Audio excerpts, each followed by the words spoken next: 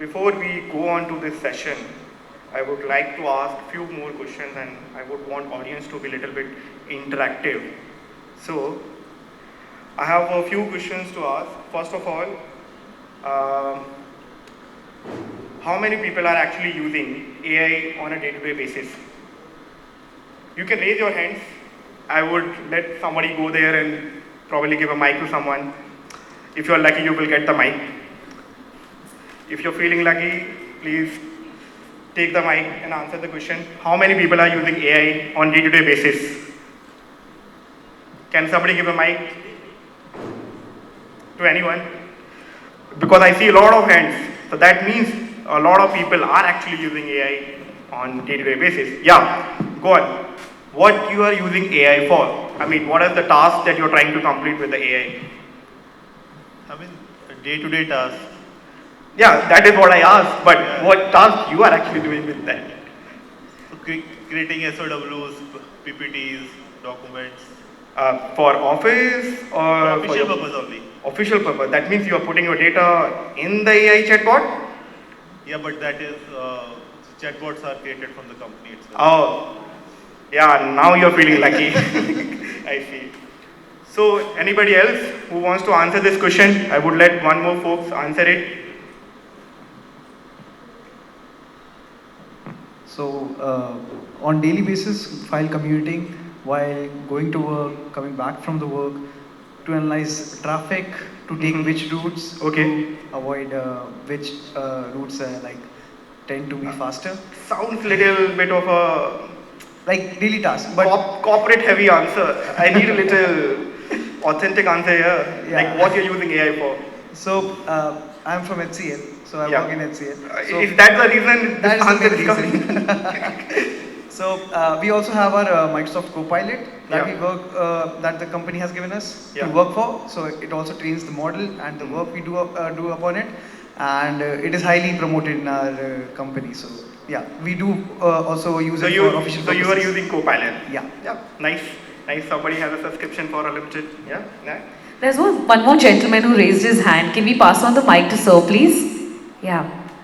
Throwing some light on how he wishes to or he uses AI on a daily basis. Yeah. Yes. I'm a product designer, so AI is a very basic need for me. It helps me to create wireframes and research UX research में मुझे काफी मदद करता So है. you are using for a company you work, Yeah. right? Yeah. Okay, I see.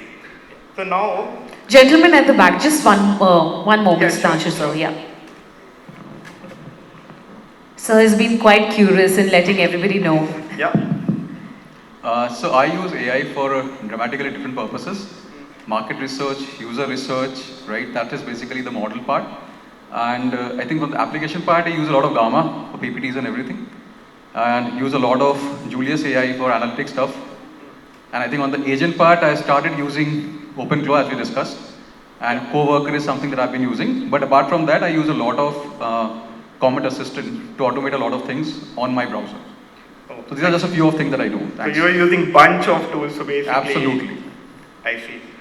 Now this talk is about your prompt is a cross-border data transfer, right?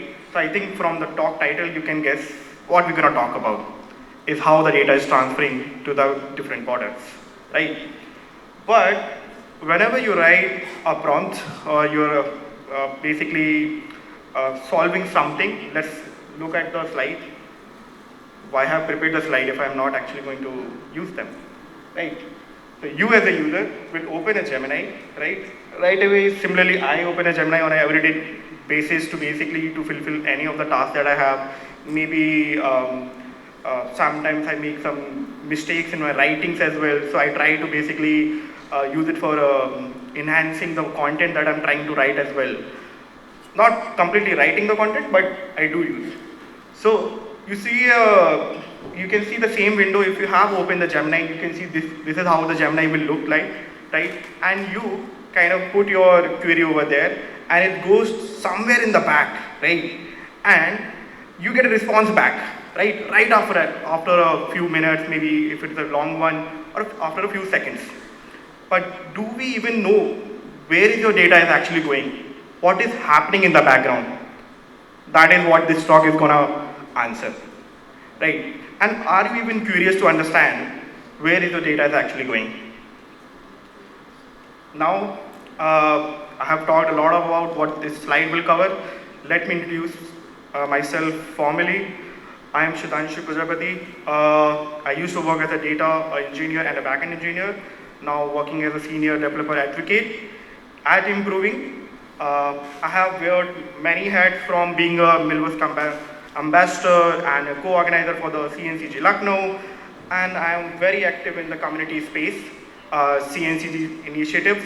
If you are part of communities or you are actually involved into CNCF, you might see me somewhere being in the discussions and involved into talks and things.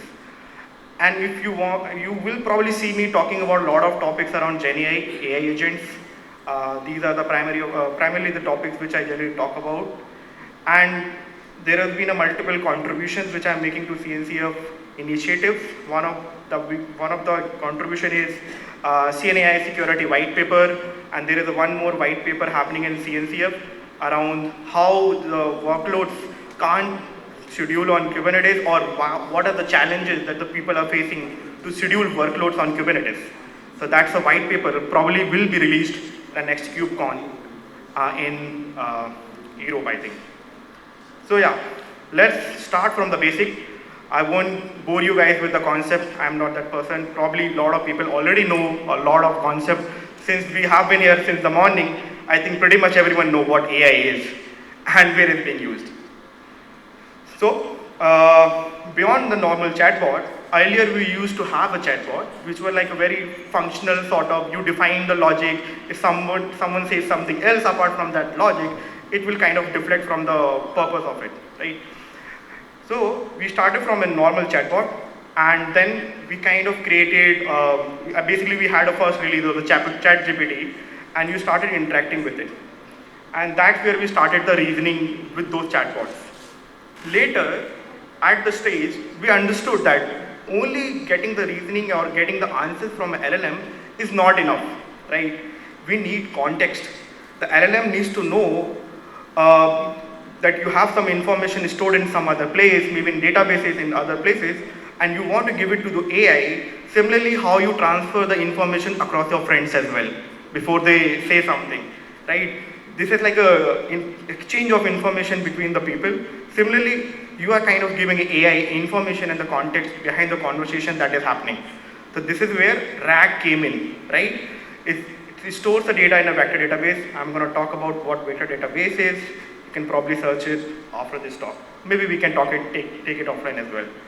Now, MCP came in, and it created a huge buzz on the Twitter, but I think MCP is now here. It will stay and it will grow. And what MCP actually did is, now you have the context, but the problem was there are tools, there are multiple tools, and you want them to execute. You have the power of reasoning, you have the power of context, but now you want your tooling to be also operated by these LLMs. So that's where MCP came in. Now, we are in an agentic era, right? And everyone is talking about agents, agentic, AI agents and all. And I think pretty much we know what agent actually mean. It's like you give the autonomy to that AI to basically perform a task. And using all the tools, let's say it could be a RAG, it could be MCP, and it is using all of these tools to basically complete your task. It could be doing a research on a very heavy topic, going through the Google, searching across multiple topics, and then finally coming to give you insights on that topic with annotations as well where the topic actually came from. So agentic AI is everywhere, right? From governments, sectors, banks, telecom, healthcare, and even today we have seen people talking about this, that AI is everywhere. And I'm not going to ask you where the AI is now. So moving on to, do you know where the data is going? Obviously we don't know. Only the people who are actually building the solutions or actually doing the contracts for the services like Copilot in their organization probably know where the data will be processed, right? And this question is very big, and this kind of creating the whole conferences as well. And this is why probably a lot of responsible AI and sovereign AI is actually coming in picture.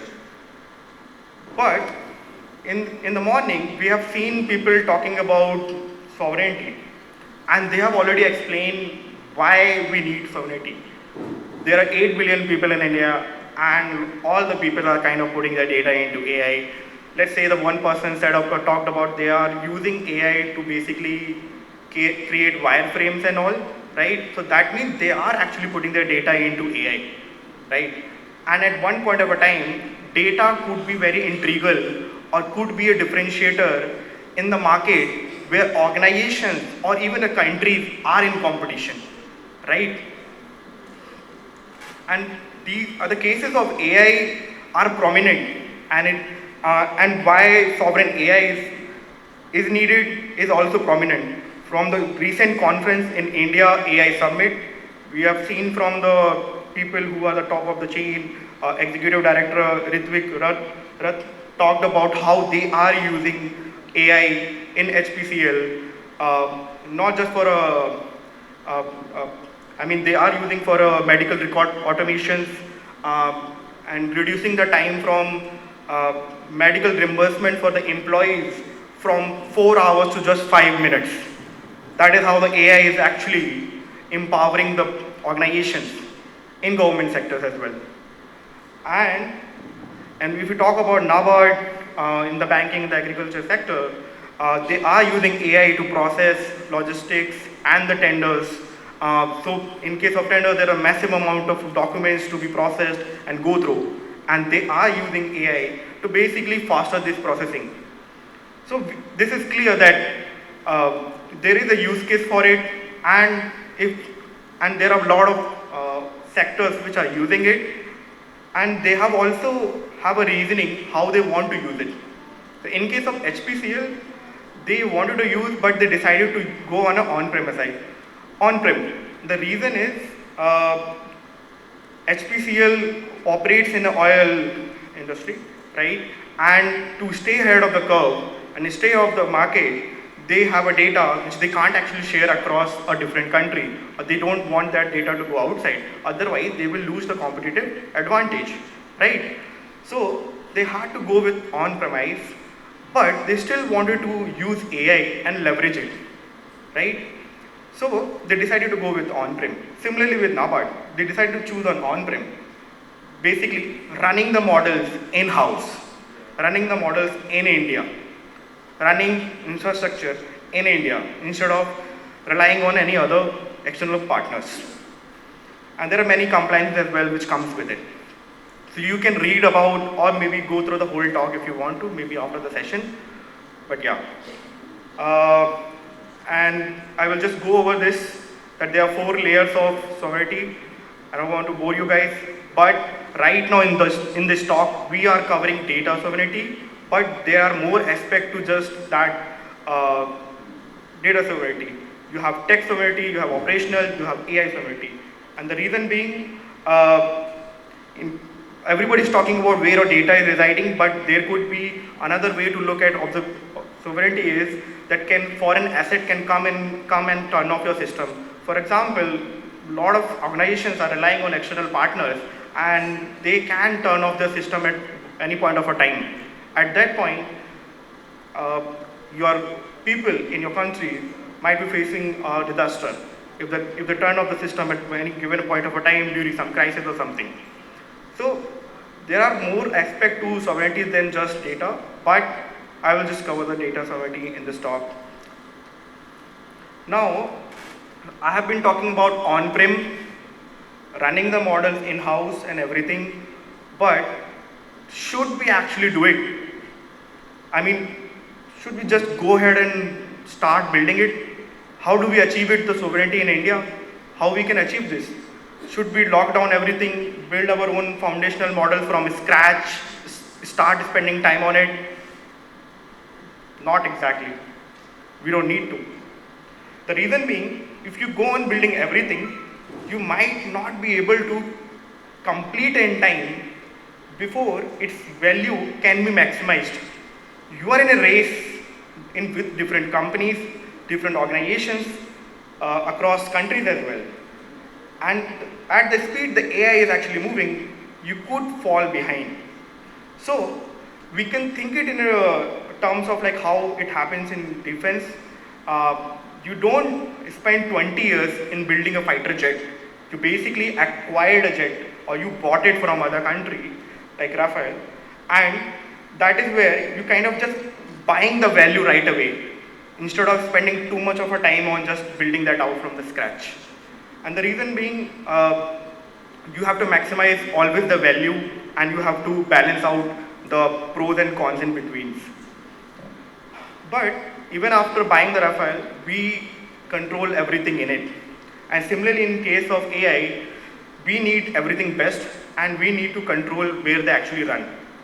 And we can't just go ahead and start building everything from scratch. There are already a lot of open source models out there which are very good, which you can actually leverage and basically run. Even a companies like Nvidia and on the Hugging Face portal, you can see a lot of different models are being already open sourced, and they have a clear transparency in terms of how you can leverage it. But now I will talk about, if we have all this model, what you actually need. To bring it in-house, you need GPUs, which we can actually buy, that's not a problem. We need frameworks which are already open source. And we can also keep one rule in mind while building all of this, which is training the prompt or your data should not actually leave. Moving on to the another point. Now we are talking about how we can build everything in Insight, but you might be having a one question, why I want to go ahead and build everything from, like why should I buy a GPU and why should I spend time building it and invest too heavily in this before even I get a value. The reason being, in case of external providers, there are a lot many problems. One being the model deprecations. I think recently Google decided to deprecate few of the models which are already there, and SLAs of these models, we already see some services outages happening on a day-to-day basis, and there is no explanation behind the quality of the service. You can't actually ask what's the quality of the service. So that is why you can't actually rely on the external providers if you really want to cover sovereignty. Now we have the infrastructure. Let's say you go about building everything in-house, right? And you invest, you put the first amount of money, which is a heavy big amount, in this building in infrastructure in India. Then what is the one thing that you're missing? The catch here, if you even build on-prem and you host the LLM locally on your GPUs, your agent might still use MCP tools, RAGs, different APIs calls in the background, and your request might still go outside of the different border, right? This is where we need observability on a request level. So I will talk about one more thing, that how we can actually achieve it. I am just fast forwarding to the demo. I think that's the most crucial part of it. So to achieve this observability on a request level, you can use open source standards for observability, which is Open Telemetry. It's an open source observability framework from Cloud Native Computing Foundation, and they have been working on GenAI semantic, how you can basically make sure you have the observability in the metrics. So you can actually use it. And I have built something using that, which is AI receipt. And what this AI receipt actually tells you is, you can basically, when you send a request, you can actually see where the request is going and which border is actually touching, what request is actually touching in the background. So you can actually build something similar in your organization, in your companies as well. So it's a demo time. I have only 4 to 5 minutes, so I will just quickly walk through to the video. If you see here, right now, I'm just sending a one message to the chatbot. And if you see, there is no clarity on where this request is actually going. And in this chatbot, what I'm trying to do is I'm debugging a problem which I'm facing with my instance. and I have the data, and I'm just putting it right away in that chatbot without even thinking about it. It could be a problem in case this data goes out because it has an API, lot more details, password, maybe logs can contain anything, right? So if you see, there is no clear visibility where this request is actually going, and I have been just discussing with it, right? I'm just trying to make sure I will get my things done. Now, when I turn on the tracing, you would see that it can actually now give you a state where the request is going, how many services it is actually touching, whether there is any cross-border data transfer that happened, which region is actually touching, right? And you can see the violations and the compliances it kind of breaking. So you have a clear visibility on each request, what is happening. Now you can, in the backend, you can even see what prompt did you send to the agent, what is happening, right? Now, we are not just interacting with LLM on a one level. You might be interacting with multiple MCPs and agents and all. So let's say if I turn on the multi-agent mode, which will interact with multiple MCPs and agent to answer my request, you would see the number of uh, the violation will increase and it will start crossing more borders. And how we can make it right is basically bringing everything on-prem and trying to build everything in-house. And while being cautious about that, we shouldn't be just building everything from scratch, as in training the model from scratch. You can leverage the open source, you can get the model from open source, which are actually transparent, but you can enable the observability on the request level, and then you can be sure of the way the data is actually going. So now when I've turned on the on local mode, you can see the requests which were actually violating will actually stop. All the request is now going into one region which I've configured in the demo, which is Mumbai, and there is no violation happening. Only one violation, or could be a minor problem, which is the IP being discussed in the chatbot. So there is the one thing which is being still out there is your IP is there. Now it gives you clear idea of how many services are there it is actually touching in the background. And you can even see from the background what prompt did you send to the local agent, local model, and you can see what model it is actually using in the background, how many tokens it actually used, and all of this detail in the tracing. So yeah.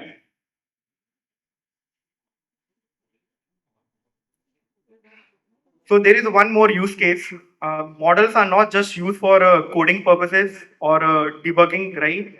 They are also used uh, for employees as well. Let's say employees wants to know about leave policies, right? You have one single agent throughout the company, right? And you want to know what are the leave policies, or maybe sick, what are the number of days are defined for a sick policy. So one agent can actually cover multiple use cases as well, right? So if you see here, I have configured RAG as well, which can read through company policy, let's say, and give you an exact idea about what are the number of days, and somebody ask it in the chatbot. So yeah. And you can also see again the prompts and the model and all those details which are being used in the background. So, yeah. Now summing up the demo, coming back to the slide. So where does AI receipt actually fit in? So it gives you on each level where your request is actually touching, how many services is actually touched, or how many requests is actually made in the background, right? And you can flag at any point of given of a time whenever it touches any border which is not configured in the background. Or let's say in my case, I have configured it to be a Mumbai.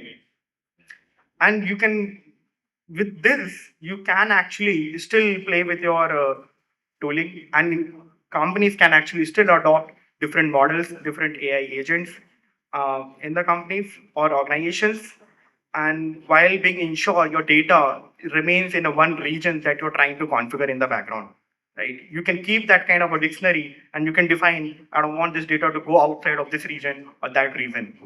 So you can be adventurous, you can do adventure with the AI, create multiple tools or to build different toolings, and be sure about that your compliances, your classifications, your data, and everything ensure in the background.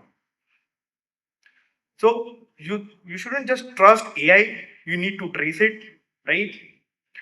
And if you want to learn about how you can actually deploy a model on a Kubernetes using VLLM, I have written a blog about it. If you want to read about it, you can scan this QR code. And since me being an organizer or co-organizer for this CNC of Lucknow, there is an upcoming event as well in Lucknow, which you can actually join if you are in Lucknow. So that's about it. I hope I have not taken out too much of a time here, but yeah.